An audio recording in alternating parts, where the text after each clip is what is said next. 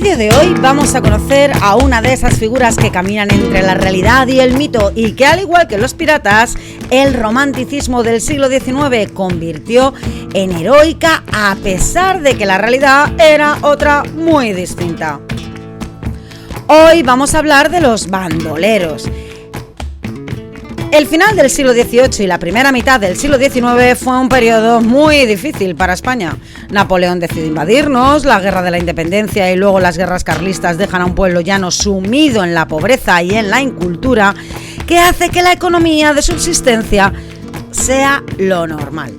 Es decir, gente sin trabajo fijo que se busca la vida para poder sobrevivir. Por otro lado, este pueblo abatido ve cómo las clases más altas y el clero se enriquecen cada vez más, mientras ellos pasan hambre. La falta de trabajo y recursos para alimentarse hace que los delitos de robo aumenten en la primera mitad del siglo, hasta el punto de que se veía con cierta normalidad e incluso justicia por el pueblo llano, sobre todo cuando estos robos eran cometidos contra las clases pudientes, ya que eran considerados los opresores, es decir, los malos. Claro está que la justicia perseguía con dureza estos delitos. Así, una reyerta que acabara mal o un robo podía dar con los huesos del autor en la horca o en el garrote, que era la pena de muerte de moda en aquella época. Así que, si tú eras uno de esos a los que el azar o el hambre había llevado al mal camino, lo mejor era echarse al monte o a los bosques y esconderse. Y claro está, seguir viviendo del ladrocinio, o sea, el robo. Y así es como en la primera mitad del siglo XIX surge la época dorada del bandolero, también llamado latrofaccioso, término formado por la unión de latrocinio, acción propia de un ladrón, y de facción, que significa bando o pandilla. También se les llamaba caballista, es decir, ladrón de a caballo, o trabucaire, ladrón armado con un trabuco. Los objetivos del bandidaje los constituían de manera primordial las líneas de comunicación habituales que eran salteadas por estos hombres, muy conocedores del terreno. Claro, es que estaban en sus tierras.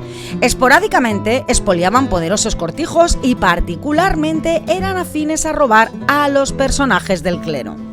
Como el bandolero normalmente venía de las clases bajas, pocas veces atacaba a la gente pobre, lo que los convirtió en héroes populares. Su fama agitaba la vida y la imaginación de la gente llana, siendo en muchos casos ayudados por la gente de los pueblos, que los escondían y los protegían frente a la Guardia Civil y los migueletes. Esto, claro, hacía que fuera muy difícil pillarles. El romanticismo imperante en la época convirtió a estos ladrones y a veces asesinos en héroes vengadores de las clases desfavorecidas. La fama del bandolero español cruzó fronteras y eran conocidos en Europa, pero muy conocidos, dándose el caso de gente que venía de viaje y ponía reclamaciones a la empresa de caravanas porque no habían sido asaltados por ningún bandolero. Vamos, algo así como la paella o los toros. Pero vamos a conocer a algunos de ellos. Empezamos por Diego Corriente. Diego Corriente yo soy, aquel que a nadie temía, aquel que en Andalucía por los caminos andaba, el que a los ricos robaba y a los pobres socorría.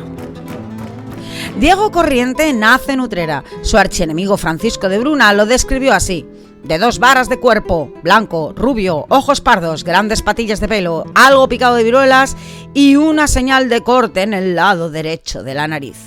Pues bien, Diego se echó al campo con 19 años robando caballos que llevaba de contrabando a Portugal a través de una bien organizada ruta de postas y allí los vendía. Pero, ¿por qué le tenía tanta manía a Bruna? Bruna regresaba a Sevilla en un coche de caballos cuando se topó con el bandido, que apuntándole con sus pistolas le dijo: «No se asustucía, Diego Corriente roba a los ricos, socorre a los pobres y no mata a nadie. Ausía lo han engañado si le han dicho otra cosa». Y poniendo su pie sobre la portezuela del coche, obligó a Bruna a abotonarle el botín derecho. Esto Bruna no se lo perdonó, ofreciendo una recompensa de 10.000 reales a quien lo entregara vivo o muerto. Cuenta la leyenda que Diego se presentó en su casa disfrazado, preguntando si era verdad lo de la recompensa, y al decir que sí, el bandolero contestó: «Yo soy Diego Corrientes, los 10.000 reales, y pronto». Así cobró el forajido su propia recompensa antes de huir a caballo. Otro de los grandes bandoleros fue el Tempranillo. Con 15 años, en la romería de San Miguel, tuvo lugar una reyerta en la que el joven Hinojosa venció a su oponente cuando las navajas entraron en escena. El asesinato estaba entonces penado con la muerte, por lo que, en una decisión rápida y fugaz, el todavía civil sin vinculación con el delito se lanzó a la sierra, que tanto conocía, para convertirse en bandolero. En muy poco tiempo forma una banda a la que acuden otros forajidos como Juan Caballero Pérez, alias El Lero, natural de Estepa, José Ruiz Germán, alias El Benitas. Él procura eludir siempre los procedimientos violentos y la sangre de sus víctimas. Dicen que siempre daba las manos a las mujeres para que bajaran de los coches y luego pedía que les dieran su dinero y sus joyas, claro, dejándoles siempre lo suficiente para poder llegar a su destino. Decía que era un tributo para el bandolero, vamos, una forma de asegurarse que los secuaces del Tempranillo no harían daño a la diligencia una vez abonada la cantidad estimada. Como curiosidad, el Tempranillo tiene un hijo. Ante tal situación, busca a la desesperada cambiar de vida y consigue, por capricho del rey, el indulto real para él y su cuadrilla, a cambio de perseguir a otros bandoleros, escoltar diligencias y acabar con la delincuencia. Vamos, que se pasó al otro bando. Es que hay que ver lo que hace ser padre. Y ahora vamos con los 7 niños de Égiza. Estos eran malísimos, pero malísimos, violentos y sanguinarios. Habían sido guerrilleros que se echaron al monte para luchar contra los invasores franceses y cuando esto acabó continuaron en el monte como bandoleros. En la banda siempre eran 7 y cuando alguno era apresado o abatido era reemplazado por otro inmediatamente, creándose la leyenda popular de que eran inmortales. Estos, al contrario de los dos anteriores, conseguían el apoyo de los pueblos a través de amedrentarlos, ya que si alguno decidía delatarlos, no dudaban en pegarles una paliza o incluso matarlo, por lo que tenían a la gente amedrentada.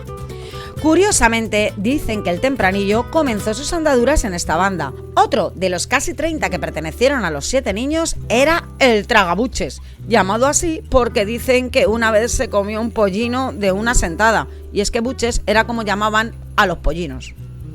Sí, vamos, que se comió un burro. Y ahora vamos con Andrés Francisco López Jiménez, que es el bandolero que inspiró la famosa serie de los 80 Curro Jiménez. Los que sois mayores de 40 la conocéis seguro.